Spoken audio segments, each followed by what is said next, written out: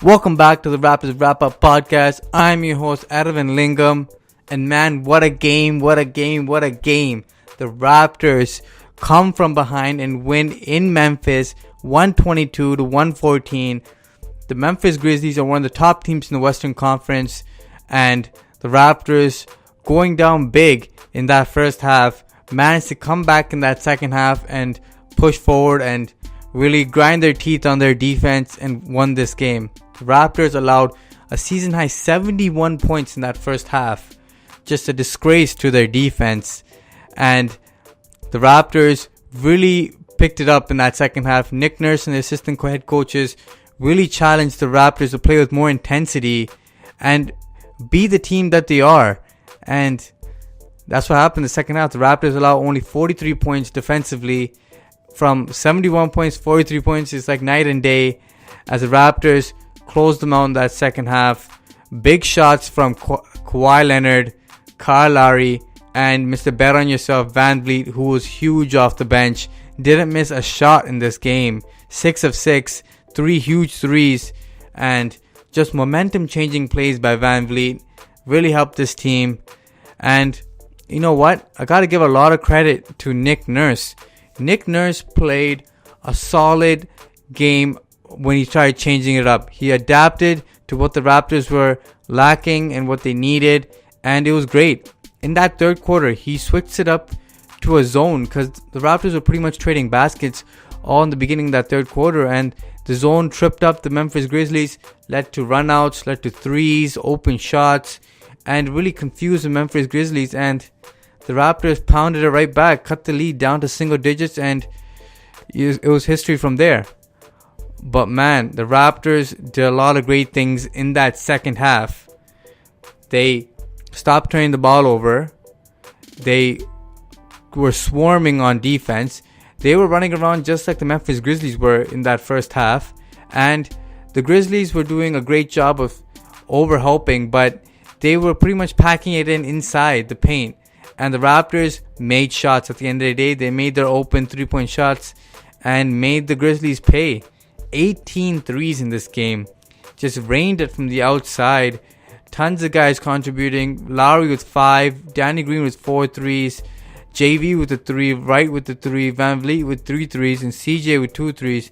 It was just from multiple people. And the Raptors really moved the ball and found the open guy multiple times.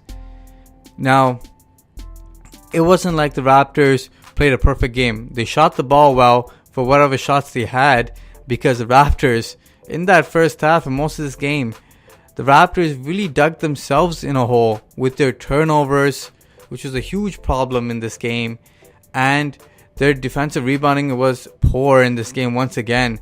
The Raptors give up to the Grizzlies 16 extra shots in this game and still managed to win this game.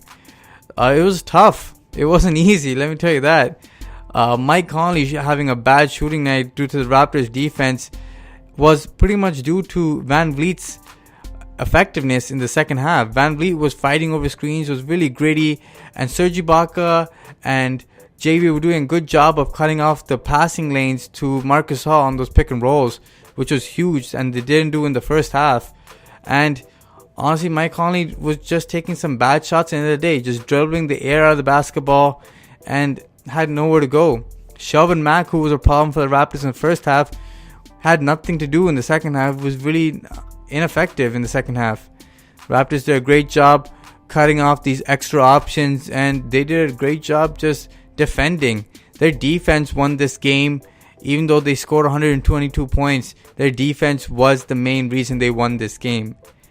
But as I said before, negatives, turnovers, and bad rebounding. Now you have one of your biggest games coming up against the Golden State Warriors on Thursday.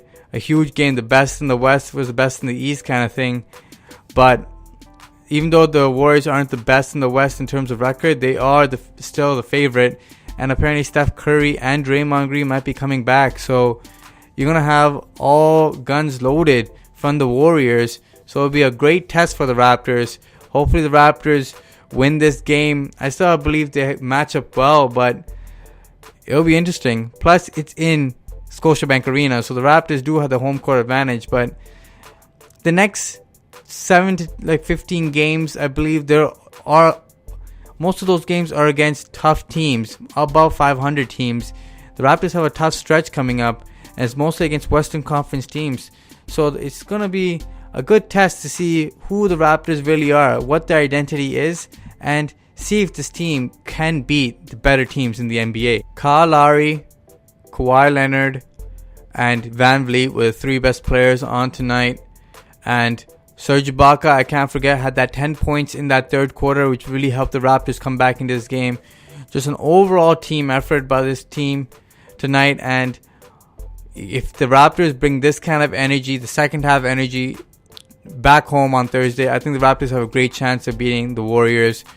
But Nick Nurse, that zone coverage in that third quarter and inserting Kawhi Leonard instead of CJ Miles in that fourth quarter with the bench, because you needed an extra playmaker, because all the over helping by the Grizzlies really forced your second and third playmakers to actually put the ball on the floor and create for people, and Leonard did just that, and it was excellent.